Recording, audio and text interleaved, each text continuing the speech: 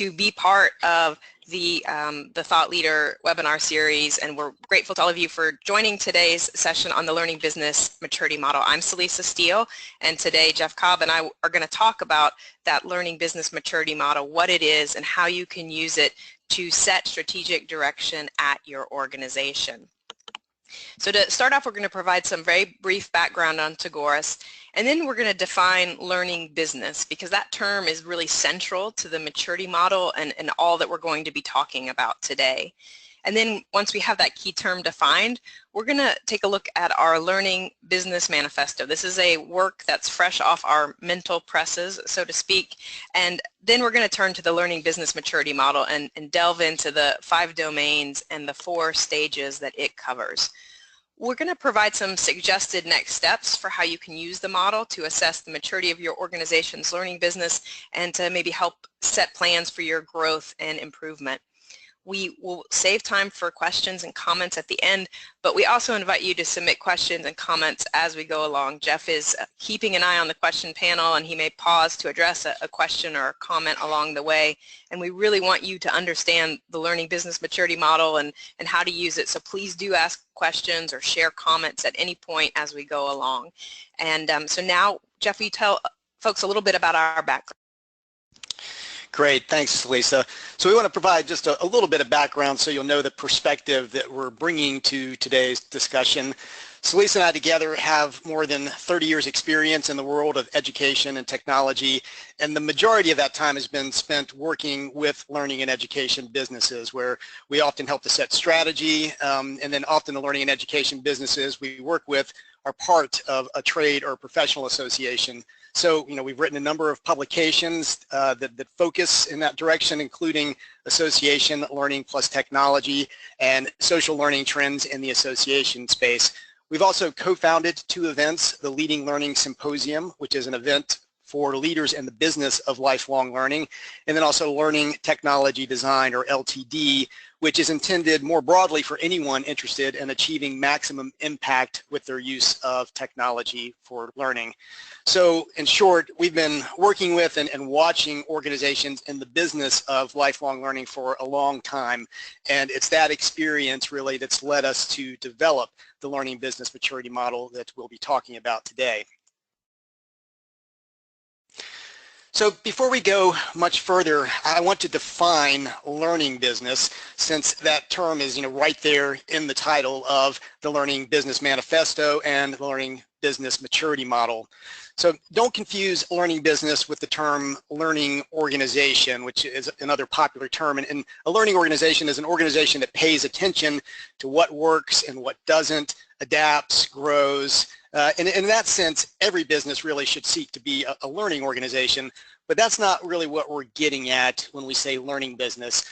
A learning business, as we define it, has to meet 2 criteria. And the first is that a fundamental reason for its existence is to generate revenue through selling learning and education experiences to a target audience. And in most cases, this means net positive revenue or profit. The second is it has to self-identify as a business, meaning the majority of the people working in the business recognize that revenue generation is a fundamental reason for the business's existence. And it can be helpful to be clear about what we feel is not a learning business, just to make the definition of learning business clearer. So most corporate training does not fall in the learning business category. While corporate training can and should obviously contribute to business success, it's typically a cost center, and its audience is primarily internal to the company. And we'll leave aside for a moment the trendy concept of extended enterprise. In most cases, it's still internally focused in the company. We also don't think of traditional academic institutions, for the most part, as being learning businesses as we define them. Many public institutions are heavily subsidized, and even institutions that do have to generate at least break-even revenue, whether they're public or private, even in those institutions, it's rare for that requirement to be emphasized or arguably even recognized outside of a small segment of the administration. So they're shaky at best on the first criterion, and they rarely meet the second criterion. Now, there are exceptions, even within academia, which can lead us to the types of organizations that we do feel qualify as learning business. So in the academic world, For example, continuing education and extension programs often fall in this learning business camp. These parts of colleges and universities are often run more like private training and education companies, and those are another type of organization which we would definitely classify as learning businesses, those private training and education companies.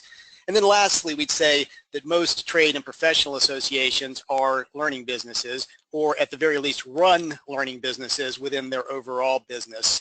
And we feel that's true whether an organization is selling education and training directly, or it provides access to learning opportunities, whether those are formal or informal, as part of the benefit of membership. In either case, learning is driving revenue and should be treated as a business. So hopefully that offers a reasonable idea of what we mean by learning business.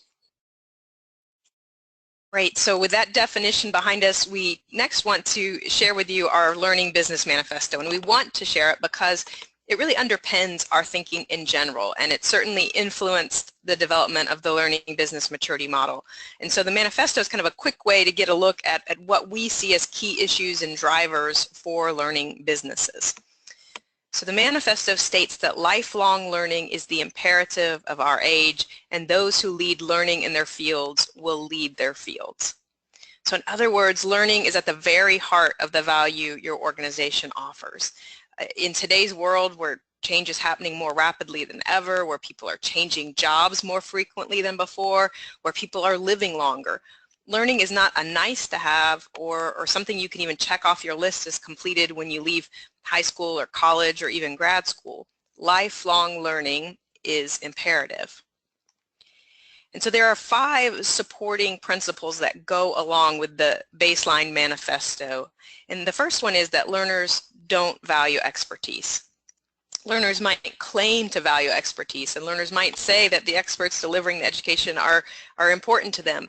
But what people truly value and come back for are outcomes.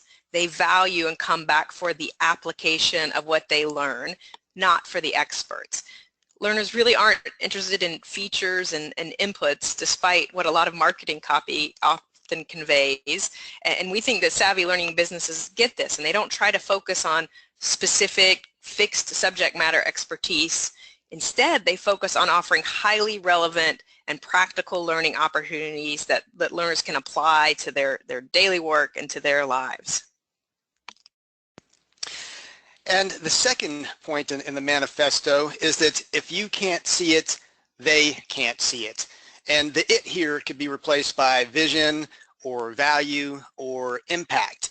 You have to have and articulate a vision for the impact of your education, for the value of what you offer, for the measurable impact of what you're doing. Because if you don't articulate that vision or value or impact, you can't assume that learners are going to see it. And then the third point in the manifesto is that good design is the enemy of impact. And I see this as being related to the idea that perfection prevents progress. A learning business can get caught up in the trappings of learning, the perfectly phrased learning objectives, or the overly rigorous commitment to an interaction every 2 minutes in an e-learning experience. Often what's really needed to result in impactful learning is something much less sexy. What's essential is usually setting the context, why this is important to learn. And that doesn't have to happen through bullet points with action verbs. What's essential is that the learners engage with the content and begin applying it, and that may happen as readily by offering just a simple verbal reflection question as by building out really slick interactions. I also want to say that I think good design is often at odds with innovating and iterating rapidly. A minimum viable product, or MVP, that can be a great way to float a trial balloon and see if a new learning offering will have impact. But minimum viable products, by definition, aren't polished. They don't fit the classic good design definition, but they could have huge impact.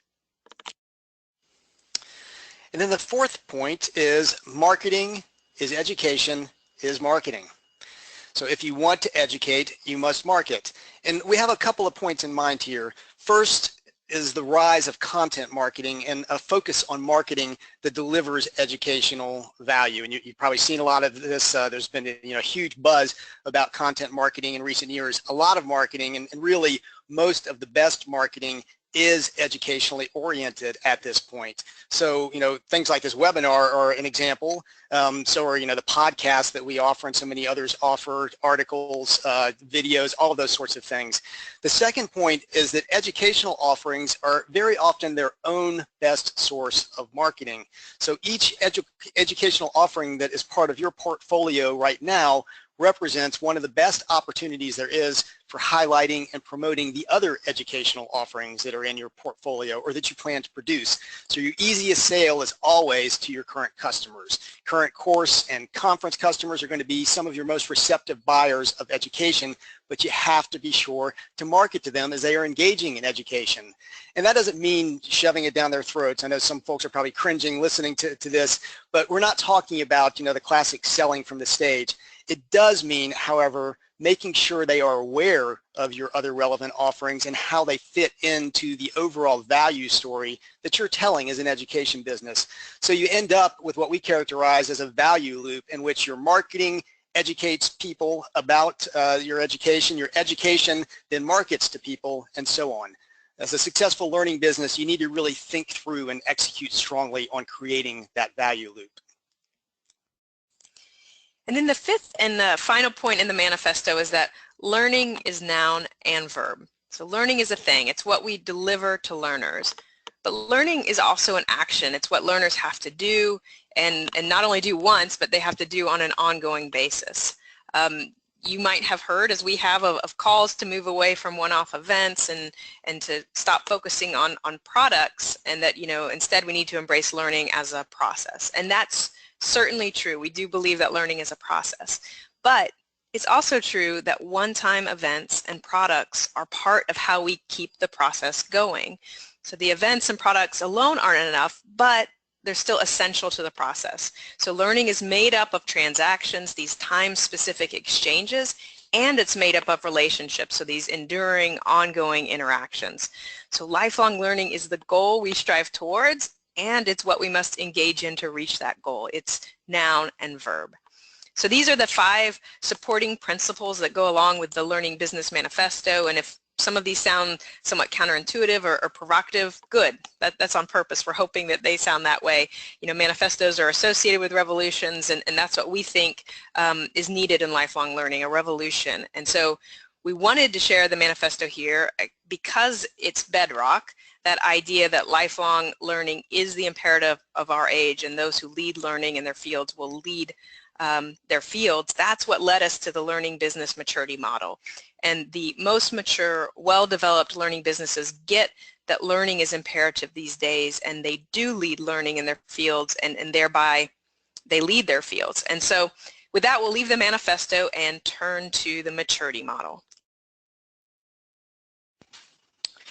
So, we developed the learning business maturity model because, as we indicated at the beginning of the webinar, we've been working with organizations in the business of lifelong learning, continuing education, and professional development for decades now, and we've seen, so much that those organizations are doing. And as part of that, we've seen commonalities and problems over our years of working with organizations, and we've also seen significant opportunities that organizations are often unable to see or capitalize on because they're too mired in the problems and issues that they may have. And there are often significant commonalities in these opportunities, and in general we haven't seen enough collaboration within or among organizations or enough innovation and sharing to innovate to address the problems and to capitalize on the opportunities. So the aim with the maturity model was to provide a framework to help surface and assess problem areas and to provide a common language among organizations that are in this business, and then to provide a clear way to move from problem to opportunity, and then we hope to innovation. So the model is hopefully, not only descriptive and, providing some language that helps to describe what we're doing as learning businesses, but also prescriptive and motivational, and something that prompts action and that gives that action a direction and a focus. So, you may note in the fine print at the bottom of the model here that this is version 1.1, and we plan to iterate on it and improve the model and the assessment that goes along with it, which we'll talk about as we hear from those who are making use of it in their organizations. And we've already started to do that, and a huge part of the reason we're introducing this, a huge part of the reason we want to do webinars like this is we hope you will embrace it. We hope you will try it out within your organization, that you'll take the assessment that we'll talk about, and that you will take some action, and then hopefully that you'll share that data with us, and more importantly with the learning business community more broadly, so we can all get better and more mature and more effective and more impactful at what we do. And so the learning business maturity model gauges maturity according to characteristics and performance in 5 domains. These are domains that we've found to be critical to the success of the learning and education businesses we've been involved with over our years of experience. And they are leadership, strategy, capacity, portfolio, and marketing. And in the cases in which the learning business is part of a larger organization, as it is with many trade associations and professional societies, the model deals with these domains in the context of the learning and education line of business, so not the entire organization. So with that first domain, leadership, for example, we're talking about the leadership of the learning business, not necessarily the leadership of the overall organization.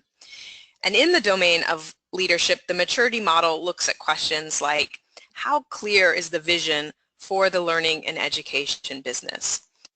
How is accountability for achieving the vision shared and sustained over time? Is there a culture of learning throughout the organization and its audience? And then in that second domain, the domain of strategy, we're looking at things like, how clearly articulated is the strategy? Has the strategy been communicated and embraced broadly throughout the organization? Are clear metrics established and tracked, and does the organization adjust strategy based on the data that it's capturing? And then the next area is capacity, and I'll say before I talk about that a little bit more, we challenge you as we're talking about these domains and raising these questions, and as you're listening, to take those questions to heart and reflect on them. Celisa just highlighted, some areas of leadership like vision. Ask yourself, do we have that vision? This goes back to the manifesto. If you can't see it, they can't see it. So are you articulating a vision for your education business that speaks to how you're trying to change the field and industry you're serving for the better? Does that come through in your marketing? Does it come through in how you position yourself in your market? Because again, if you don't see that, and if you're not articulating it, they're not going to get it. And that vision is so fundamental to leadership, and strategy is so important. Ask yourself, how strong a strategy do we have? How clearly have we articulated those objectives? We know from our research that most organizations do not have any sort of articulated strategy, particularly relative to their online learning and education. That has to be in place to be able to effectively mature as an organization, to be able to communicate throughout the organization the ways in which you're going to achieve that vision. And then this third point, capacity, and the fundamental question here is, does the organization have sufficient capacity in terms of human resources and in terms of technology to pursue the vision and strategy effectively? And that's increasingly a challenge for organizations that are in the learning and education business, as this has grown so rapidly, as things have changed so much, as that competition has increased. Oftentimes organizations do not have the staff in place, do not have the technology in place, and are challenged to get them in place. We hear again and again, and it seems more and more recently, that organizations are trying to fill positions or train people so that they do have the right capacity to mature, and kudos to those organizations that they actually recognize it and are trying to make that effort. But you have to recognize that, and you have to consciously say, do we have that capacity, and what are we going to do about it if we don't? The fourth point is portfolio. The fourth domain is portfolio, and this is where we start to get into what you're actually offering as part of your educational experiences. So for example, are the content, methodologies, and modalities you're using aligned with well-researched, thoroughly understood learner needs. So basically, you know, are you up with the times and with the research in how learning actually happens effectively, and does your content, your methodology, your modalities actually reflect that? And then secondly, and this is, we think, one of the, you know, the biggest questions for a successful learning business is the impact of learning assessed at multiple levels over time? So are you having an impact, and are you measuring that, and are you going to be able to show that and communicate that out to the people that you are serving? And then finally, the fifth domain is marketing. And you know, you heard me say earlier as part of the manifesto that marketing is education, is marketing. The two are so intertwined now. You really have to have a great command of each and understand how they interrelate and how they create that value loop that we talked about a little bit earlier. So, you know, here you might be asking, for example, is there a validated understanding of the overall market and competitive environment? So do you really understand the market that you're trying to serve? Do you really understand the competitive environment? And, you know, are you actually measuring that? Are you going out and you know, not just relying on anecdotal evidence, but using methodologies that are going to help you to understand? So a next question would be, are appropriate marketing methodologies used consistently and tracked for effectiveness? So, you know, are you doing the measurement you need to? Are you getting the data you need to about your market? And then as you're actually going out there and implementing, are you getting evidence that that you're actually reaching your market with what you're offering? So those are the five domains. And at this point, we just want to run a couple of quick polls here just to kind of gauge where you think you fall on those domains. So the first of these is going to be, in which of the five domains do you intuitively think your learning business is strongest? So is it leadership, is it strategy, is it capacity, is it portfolio, or is it marketing? And usually businesses are going to be stronger, you know, in one of these than the others. They're going to be able to hang their hats on something. So what is your learning business strongest in, just intuitively, your judgment of it?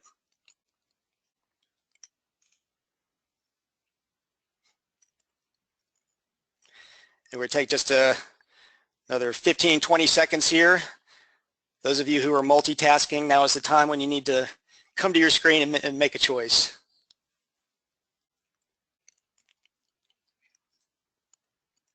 Okay, we're going to close down that one, and then we want to ask a corresponding one. And it looks like folks are thinking they're strongest in strategy here and about equal in the others, but we also want to ask, in which ones do you think you are the weakest? So which is the one that that you really need to work on in your organization if you're going to kind of progress in the type of maturity that we're talking about here? So again, we'll get some voting here, and we got, looks like, some more folks paying attention at this point. So give it just another few seconds, and then we're going to close this down and see where people think they are weakest.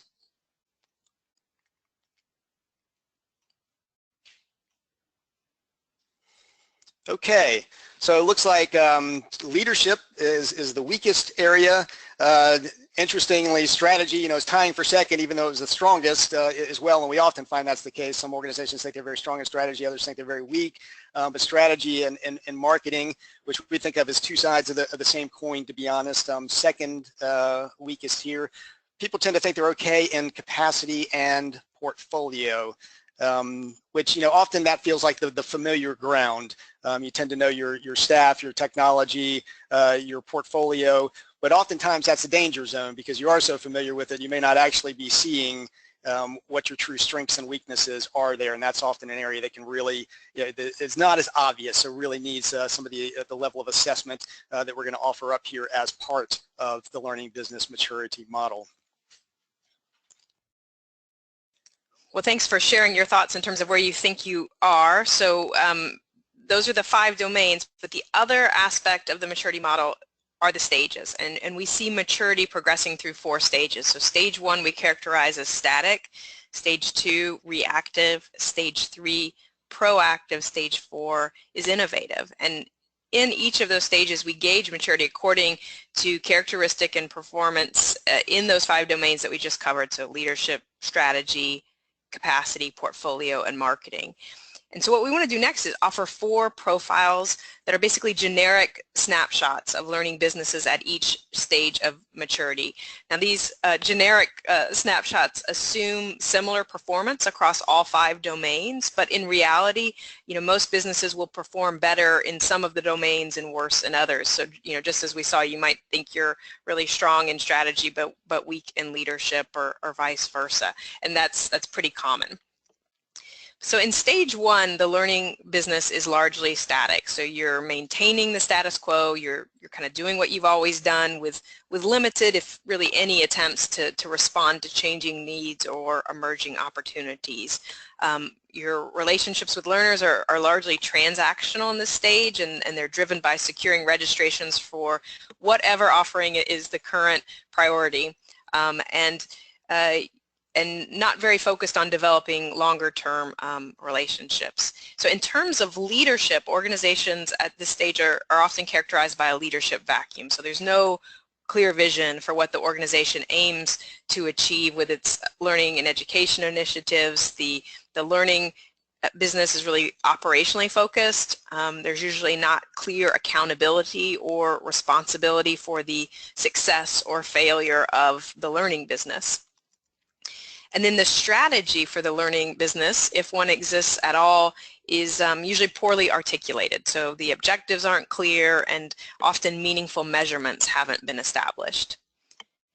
And then in terms of capacity, the necessary human resources and technology resources that are needed to address learning needs, those are lacking. And when we're talking about human resources, we're considering both staff and contract resources. When we're talking about technology, we're thinking about often both the internal and external resources. And then the processes that should support the learning business are usually also poorly defined, or maybe they aren't even documented at all. And then in terms of the portfolio of learning products and services, usually what exists has been there for some time without significant change. And so a business at this stage is kind of marked by a "we've always done it that way" attitude. And there's usually no meaningful assessment of learner needs. Learning offerings tend to focus on pure information versus change in performance or behavior. And evaluations of learning offerings tend to focus on smile sheets, so sort of that Kirkpatrick level 1 reaction type responses.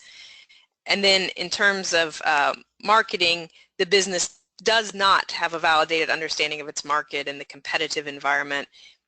Its understanding of its audience is unnuanced, so usually there aren't any segments and there are no priorities identified in the audience. And then the marketing methodologies are used in a limited, random, unmeasured way. And then the business has a weak brand, if any, that's separate from the organizational brand, which is also probably weak. And I think Jeff has a question or comment he wants to insert here. Right, I thought I'd interject because we do have a couple of questions that have come in from John Alexson, who's obviously paying close attention here, and I do want to respond to what John is saying, because I think they're very good observations and questions. One, he says that capacity is often an overlooked weakness, as we were just commenting, and he wants to know, do we see associations really committing to the employees they need to administer technology? And he says, the space often has a lot of turnover.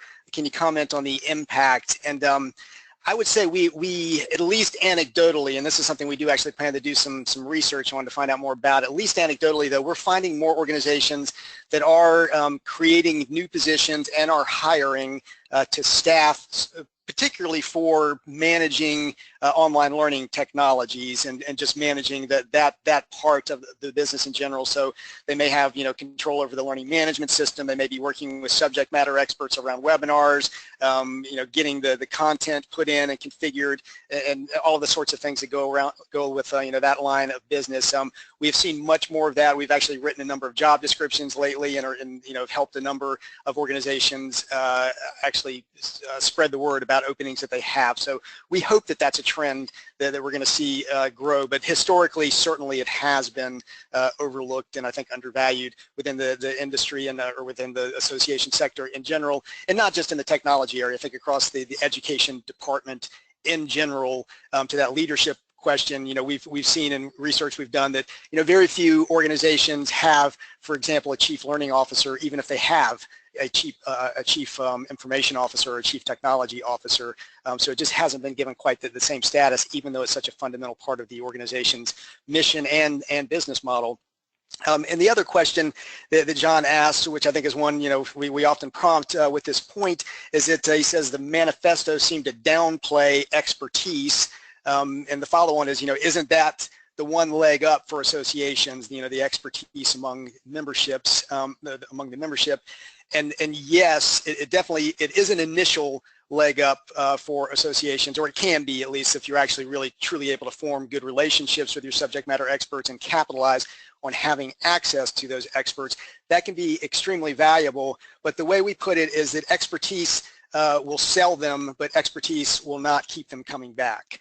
So the experts have to deliver. In other words, you have to get those outcomes, because that's what people ultimately ultimately value. In fact, we do a lot of surveying around this, and we ask, what are the value factors you consider when you are making an educational purchase, whether you're going to participate in education or not. And as you might expect, most people do say they're looking at the reputation of the expert, the experience of the expert, because that's that's good selling material for them to make a quick judgment by. But the thing that comes in second consistently, we've run this survey many times now and we're surprised at how consistently it comes in, is that they want to see evidence of that the learning experience has actually improved performance and knowledge for the people who participate in it. And these are lifelong learners, your learners who are saying that they want to see this, and ultimately we feel it comes down more to that. Yes, you need the expertise, you need to be able to showcase your experts, but more than that, much more than that, you need to be able to deliver. That's what the learners really value. Yeah, and another sort of spin we've put on that before is that it's not about the subject matter expertise. That is kind of the initial leg up that's often out there for associations, but it's about application expertise, which is the point you were just making, Jeff, about it's really about, can you then take this subject matter and actually apply it to your work and life. So stage 2, the learning business is largely reactive, so it's really in danger of responding to vocal minorities rather than proactively making decisions and working to influence the direction of learning in the field or industry that it serves. In its day-to-day operations, a stage 2 learning business remains largely transactional, though there are maybe some aspiration towards cultivating longer-term learner relationships. So in this stage, leadership, there's usually a sense of vision, but it's often driven by a lone wolf, so no widespread buy-in. There may be accountability for the current performance of the learning business, but there's often no shared understanding of how that performance is going to be sustained or improved over time. A strategy exists, or at least in the minds of those most involved with the learning business, but the strategy doesn't provide for effective differentiation, and maybe more importantly, the strategy hasn't been communicated and embraced broadly, and it's not consistently tracked and measured. And then in terms of capacity, the existing resources are adequate, at least more or less, for current needs, but they're insufficient for innovation and growth. And major processes are implicitly understood by those who have to use them, but the processes are poorly documented, if at all. And so there's significant room for improving. And then in terms of the portfolio dimension, there's still some sacred cows and things that are done just because, but attempts are made to assess learner needs, though they're inconsistent and don't necessarily adhere to a strong methodology.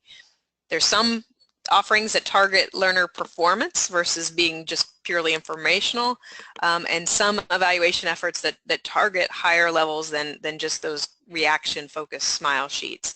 And there's also probably some technology in place to aid with the development, delivery, tracking of learning at this point.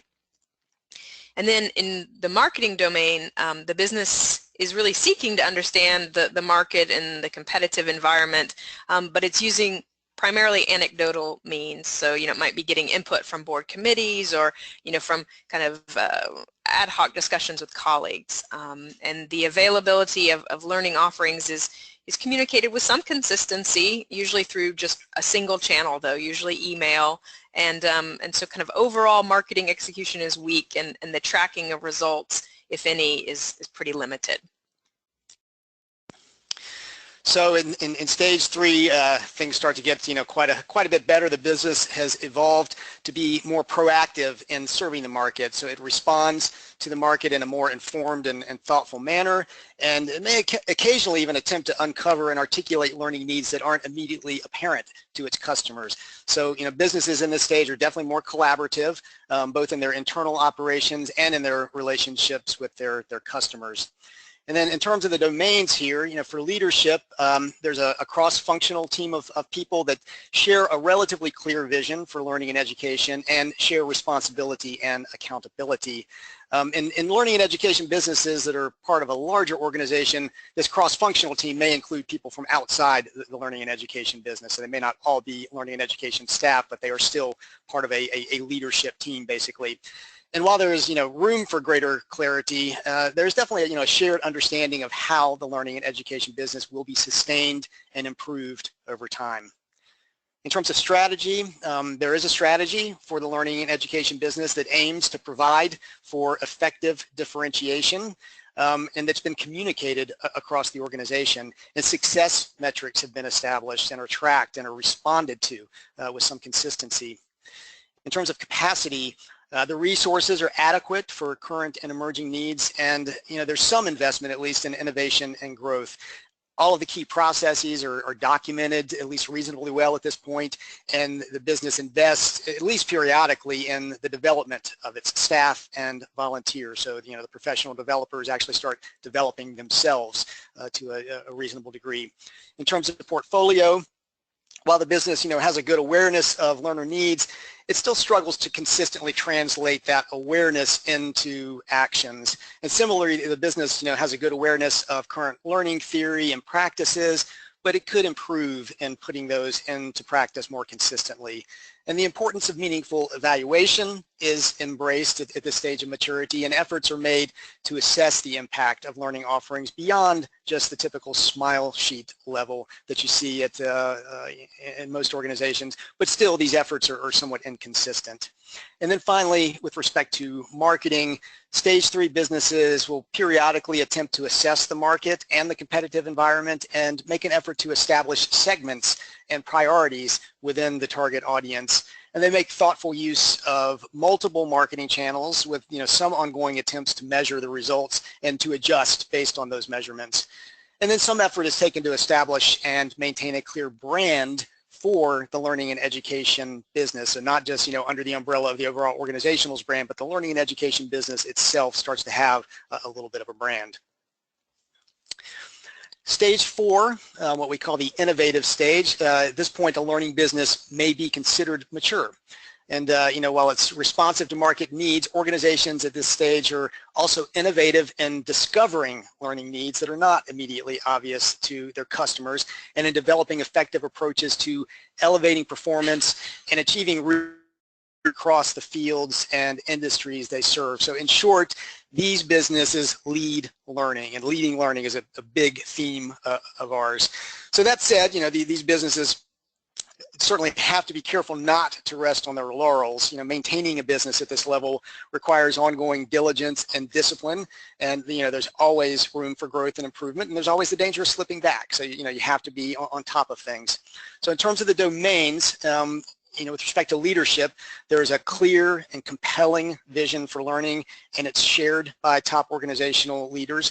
There's clear accountability and responsibility for the learning and education business, and succession and transition plans are in place. To go back to John's comment about turnover, this is an organization that's ready to retain people, but also has plans for turnover when it happens. And there's a culture of learning that exists throughout this type of organization and its audience, because they share in that vision for learning that's been articulated by the organization. In terms of strategy, a clearly articulated strategy provides distinctive positioning for the learning and education business and its offerings at this stage. The strategy is communicated, it's understood, it's embraced throughout the organization. There are clear objectives and metrics, and these are tracked and responded to on an ongoing basis. In terms of capacity, the business has the necessary resources, and that's both human resources and technological resources, to address current needs as well as the resources to support ongoing innovation and growth. And at this stage, processes are well defined and they're continuously evaluated, they're continuously improved, and the business consistently invests in staff and volunteer development. So they're really investing in making sure their own people are great at this point.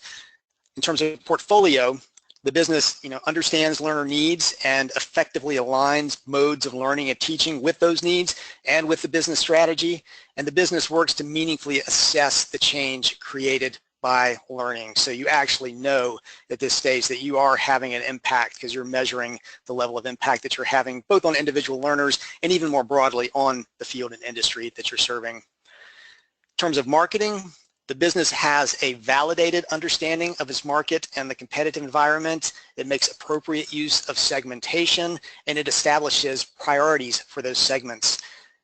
It has multiple marketing channels that are used strategically and that are continuously measured.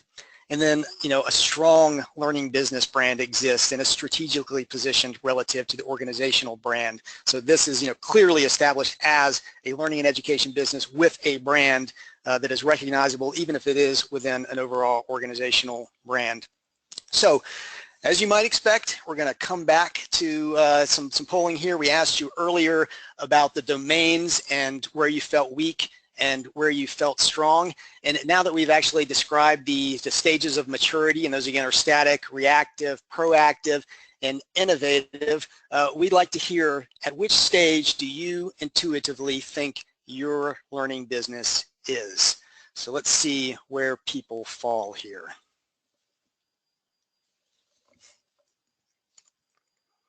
We hope we haven't depressed anybody by talking about stage 4, which I think a lot of organizations feel is out of reach, but we see many organizations moving in that direction.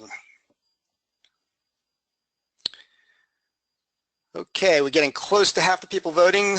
Again, those of you who are multitasking, tune in here and let's vote, and we're going to close it down in about 5 seconds. Okay, so let's see what we got. Pretty reasonable mix. We got that sort of bell curve type thing going. So good number of organizations that feel they're in that static and reactive camp, about 40%. But we do have a heartening number, 42% saying that they feel they're proactive and 8% saying they're innovative. And of course, when we talk about the assessment here, we'll talk about going out broadly and getting input from others, to help balance out and make sure that you truly have a clear perspective on where you are. But I would suspect that organizations that are at least starting to skew towards at least proactive are probably the types of organizations that are likely to show up on a webinar like this and take an interest in the topic of learning business maturity, because you're already focused on that intuitively, even if you'd never heard of our framework before. So great.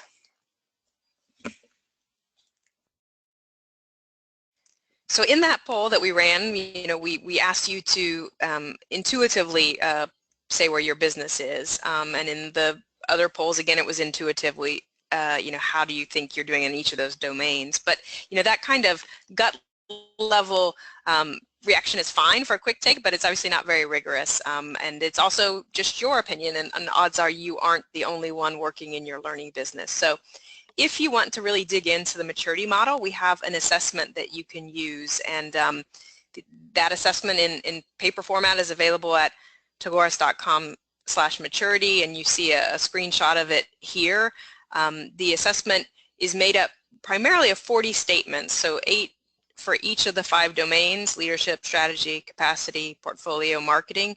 And then for each statement, assessment takers are asked to indicate whether they agree or disagree with that statement in terms of their learning and education business. And it is important that they need to respond in terms of their learning and education business as it currently exists, not as they wish it existed. I will note that there are 5 answer options currently in the paper-based assessment: strongly agree, strongly disagree, neutral, agree, and strongly agree.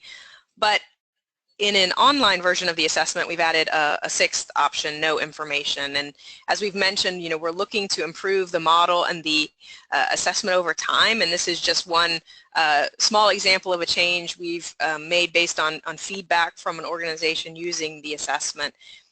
We certainly encourage that sixth option, the no information, to be used sparingly, but we did realize that some respondents may truly not have information about a particular point and therefore can't give a meaningful answer to it, but could give meaningful answers to most of the other statements. And so, one thing when you're looking at your results, when you do it with your team, looking at how many no informations you get in response, it will be a meaningful data point, and then looking at who those no informations come from. And to that point, another piece that's not yet in the paper-based assessment, but we do have it in the online version, is that we have two demographic questions up front.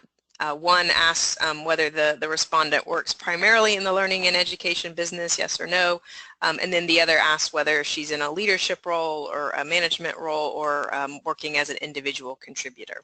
So we'll make an offer that if your organization has a paid SurveyMonkey account, it does have to be a paid account. We can't do it to free SurveyMonkey accounts, but we can transfer the assessment that we have in our SurveyMonkey account to yours so that you don't have to recreate it.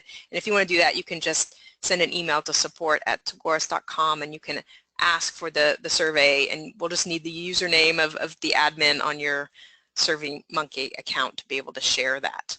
But we also want to give you some ideas for how to make use of the assessment. So in terms of some best practices here, enlist a diverse range of stakeholders to take the assessment, and the stakeholders, should be limited to those who can respond to the questions. So it's not going to include your learners or customers. There are definitely good reasons to survey those folks, but this is not, one of the areas where they're going to be able to really provide you with meaningful input. And it may only include a subset of staff, make contractors, volunteers, such as subject matter experts. So, if you're learning and education business as part of a larger organization, then you should also include stakeholders from the larger organization, who may not be directly part of the learning and education business, but nonetheless, have a lot of knowledge and perspective on it. Those might be technology folks, it might be marketing folks, might even be board members, that do have the perspective and can provide the input. So, and as Celisa suggested, a low number of potential assessment takers, may tell you that you need to spend time in the future educating staff and others to grow the pool of people who are aware of the learning and education business. So, we definitely recommend a minimum of 3 people participating so that you get that sort of triangulated perspective. We don't suggest a maximum. The more stakeholders you can engage in the process, the more confident you can feel that the results truly reflect the maturity of your businesses, of your learning and education business. And most organizations are going to cap out at a reasonable level anyway of people who are actually going to be in a position to respond to this. So after the individual assessments have been completed in average, you're going to convene the stakeholders to discuss it. You might want to also do some cross tabs using the demographic questions that are part of the survey. So is there a significant difference between the responses from those working primarily in the learning business versus those who are working more tangentially? For example, does the view of leadership vary significantly from the view of individual contributors or managers? Obviously this is going to depend on how large a number of people you have working within your learning and education business. And then, in situations where the outcome is particularly contentious, you may even want to ask stakeholders to retake the assessment after the group discussion to get a new aggregate score. And then, of course, you're going to want to come back to the assessment periodically to see how the responses change over time. And so the assessment's going to yield 2 scores. It's going to give you a score for each of the 5 domains as well as an overall score. And the overall score is going to help you determine that overall stage of maturity. And then the scores for each of the domains will help you identify the domains that need the most attention and work so that you can move to the next stage of overall maturity and help you see where you have strengths to build on. I think both the domain level scores and the overall score are going to be helpful in understanding how your learning business currently performs and where you might need to focus on improvement. But we also encourage you not to blindly accept the scores. Be sure and review the descriptions of learning businesses at those stages. does it seem accurate for your organization? Where do you disagree? This is part of what you can do in that group discussion with your stakeholders that Jeff was just talking about. And I'll say too that we're excited to be getting some results in from organizations using the maturity model and the assessment. And this is a sample of the results from a large international organization. They had 11 folks respond to the survey, and the overall assessment characterized them as a stage 2 reactive learning business, though as you can see here they are a little weaker in the strategy domain, still at stage 1 static there. And again, this is to be expected. We believe that most businesses don't perform the same in all of the different domains. They're likely to have some that are stronger and some that are weaker. But it's really exciting for us to be getting some of these real world results and feedback. And in terms of next steps, if you're intrigued by the maturity model and want to make use of it, we encourage you to go to tagoras.com/maturity. There you can get a PDF that lays out the model, and you can get access to the assessment. And so we encourage you to start by reading more about the model and then using the assessment. And once you get your group assessment results, then of course the next step would be to focus on improving and building on strengths and then shoring up the business where it's weak. And one thing to note is that we sometimes hear language about kind of focusing on strengths and building on strengths, but with the maturity model, you really do have to ultimately master all 5 of these domains. If you want to get to that stage 4 innovative learning business, you really can't ignore any of the 5 domains. And then I'll also mention too that if you have feedback on the model or if you make use of the assessment, we would love to hear from you, and you can let us know what you're finding out with your use of the model and the assessment by sending a note to support@tagoras.com. Jeff and I will see that. We really do want feedback and input. We look forward to continuing to iterate on the model, and then too, if you do want the online assessment and you have a paid SurveyMonkey account, again, we'd be happy to share that if you send us a note to support@tagoras.com.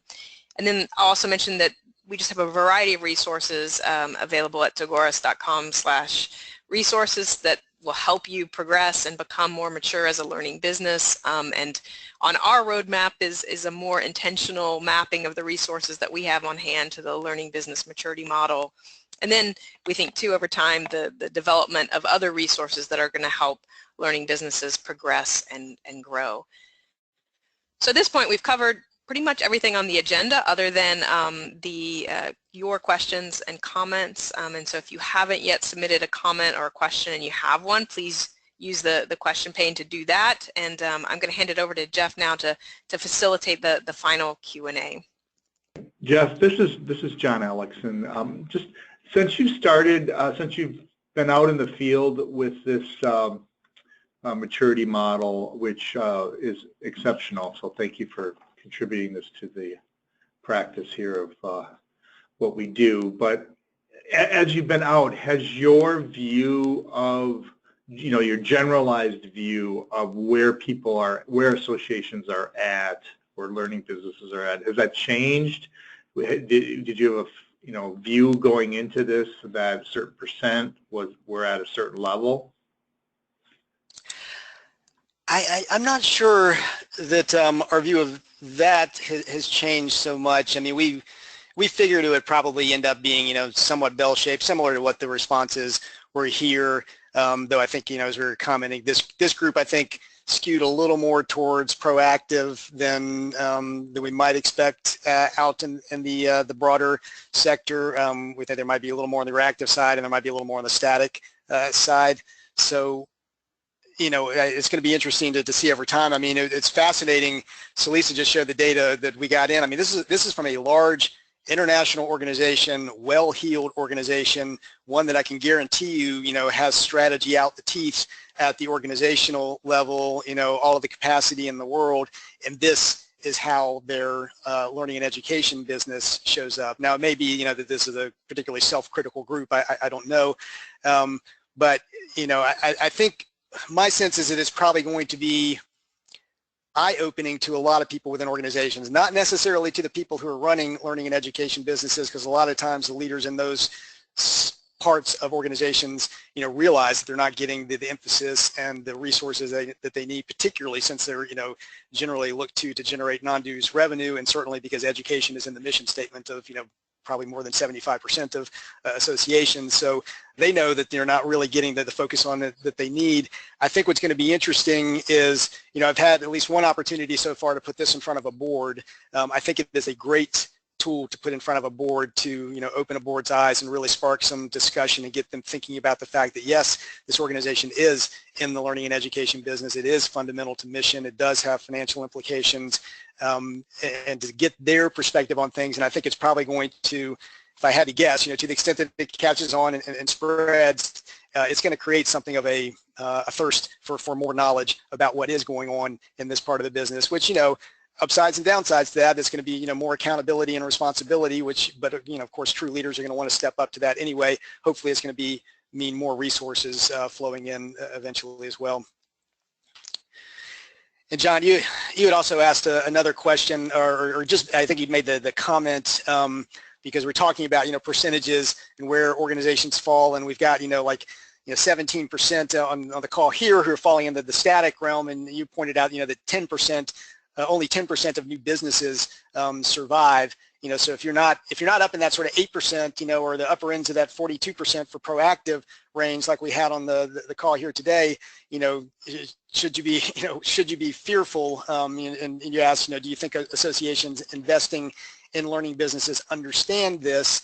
And what can they do to increase success potential? And certainly, our hope with this is that this will help to increase success potential. I mean, anybody who's been an entrepreneur, as I know you have, John, and I'm sure people on this call have, we certainly have been, know that, entrepreneurship is only risky if you're not being intentional and you're not being conscious and you're not being strategic and you're not taking the calculated risk that are going to lead to the type of growth that is going to result in the maturity of your business and ultimately the success of your business. And when we talk about learning and or associations and other organizations needing to think of themselves as learning and education businesses, it's not that it's all about money or that it's mercenary. It's about, really getting into place those types of processes, approaches, perspectives, attitudes that contribute to success and that are going to get you past, that 10% of new businesses that don't survive. I think it's probably true if you talk about, new products being launched out into the market by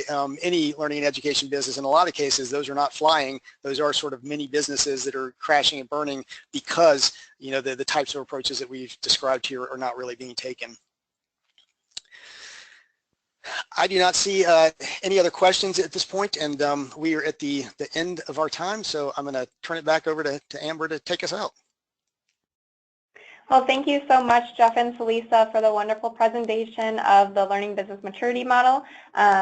For all attendees, thank you for joining us today. There will be a survey as soon as I close the webinar if you're able to give us some feedback to help our series. Other than that, thank you for joining us. I will send a follow-up email with the recording.